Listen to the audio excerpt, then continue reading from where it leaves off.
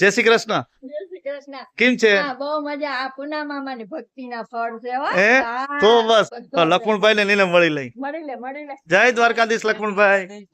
જય લક્ષ્મણભાઈ આપડા છે ને યુટ્યુબ પર આપણી દુકાને મુલાકાત લેવા આવ્યા છે ને એમાં આપણા બેન આવ્યા. જય શ્રી કૃષ્ણ. બેન આવે ને ખંભાળિયામાં એટલે આ દુકાને તો આવવું જ પડે. મધુબેન ને આમાં કોઈ લગભગ ઓળખતું ન હોય ને એવું તો બને જ નહીં. અમારે કોમેન્ટ આવવા માટે કે જોવાની ગયા હતા હે? ને. હા, લક્ષ્મણભાઈ આ વખતે હે ને કાળા તળના વિડિયા બહુ મૂક્યા ને અમે હે ને સેલ ના વિડિયા મોકલી.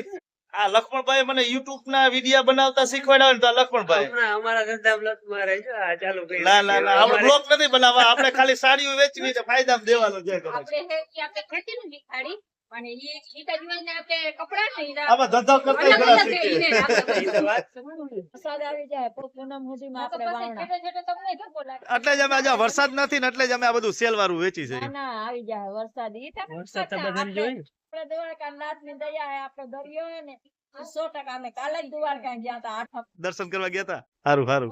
આઠમ નો દરિયો એટલો ઉધાર ના હોય અમે 5-8 નું ભર્યું. આજે કઈ ભૂલાતું મારે હે સાથે આ મજા આવે. દરિયો બહુ સારો છે અને બે બહુ સારો થાય. આપણે તું મોજ કર. હાથર માથા તારા લક્ષ્મણભાઈ હે ને યુટ્યુબ માં વિડિયા બહુ મસ્ત મસ્ત બનાવે છે. અમે એના આગળ ઘણું શીખી છે. અમે નવા કહેવાય પણ ધીરે ધીરે વાંધો નહીં આવે. આવડી જાય આવડી જાય ને? જય દ્વારકા. જય દ્વારકાધીશ.